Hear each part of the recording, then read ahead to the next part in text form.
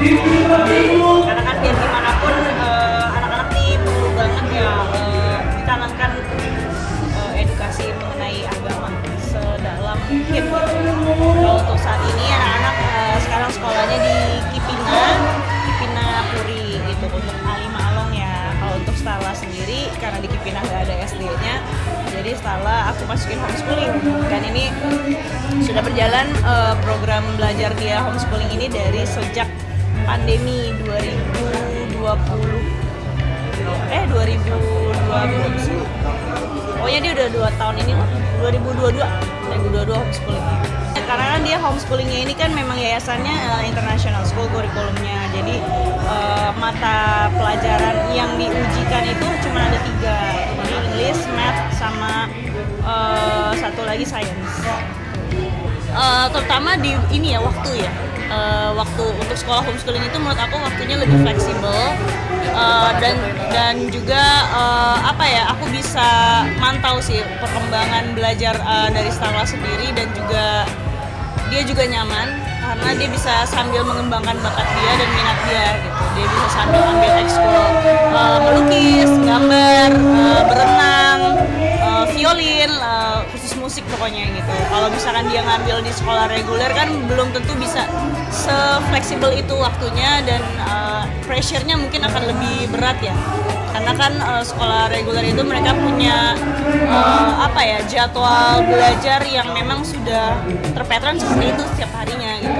Enggak sih, karena dari homeschoolingnya sendiri ini memang setiap bulan pasti ada kegiatan outing sih bareng sama teman-teman seangkatannya gitu. Jadi aku nggak ngerasa dia kurang interaksi atau gimana sih sama temen-temennya. Dan memang untuk Starla sendiri karena memang anaknya ekstrovert ya, jadi aku nggak mengkhawatirkan dia punya kemampuan bersosialisasi, karena meskipun dia homeschooling tapi ketemu orang dimanapun berada, baru kenal itu tuh bisa langsung bikin paguyuban.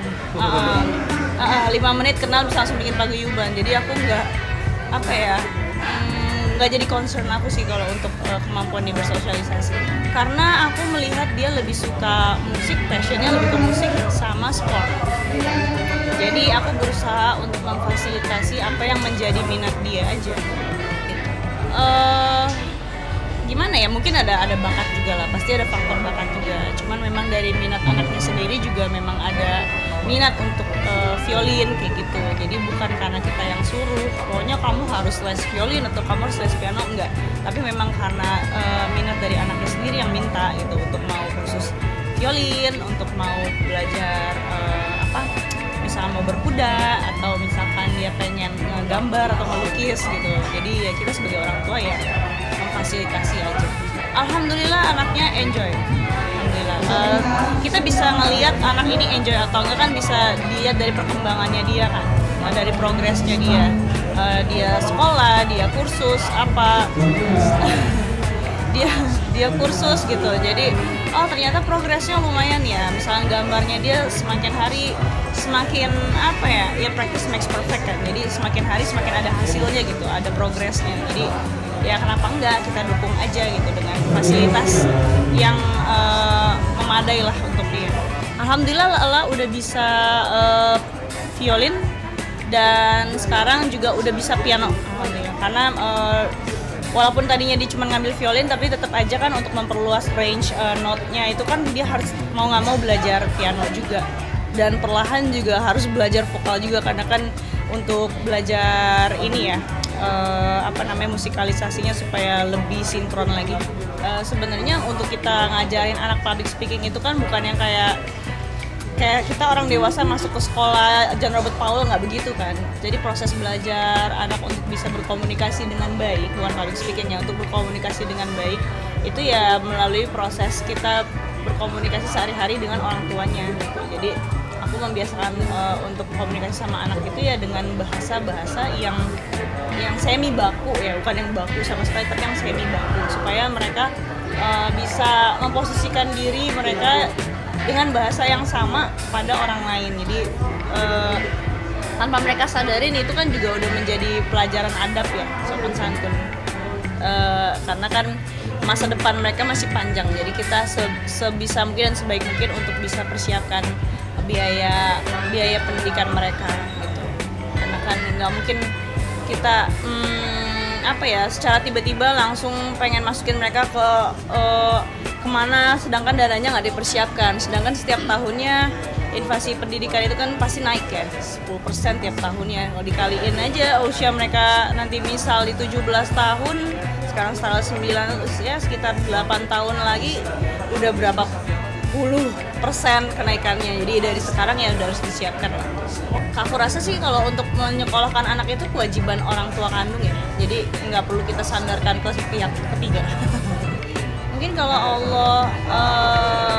Allah memberikan rezeki dan jodoh untuk dikelilingi dan disupport oleh orang-orang yang memang bisa mensupport aku untuk membangun sekolah seperti ini, ya kenapa enggak? Karena memang aku sendiri juga passionnya anak-anak gitu. Aku suka banget tutoring anak-anak kecil gitu. Tapi ya untuk saat ini karena memang belum ada support system untuk arah sana, ya saat ini yang aku fokuskan adalah perkembangan anak-anak kandungku sendiri dulu aja.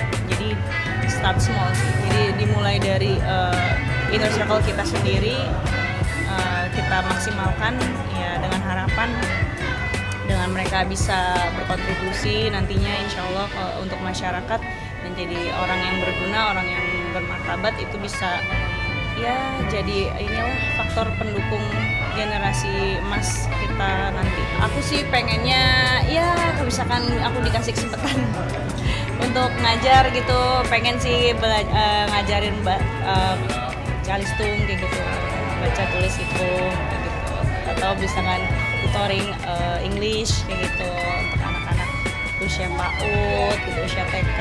Pengen sih karena memang aku suka sama anak-anak. Oh iya luar biasa kan, memang ya disitulah pahalanya.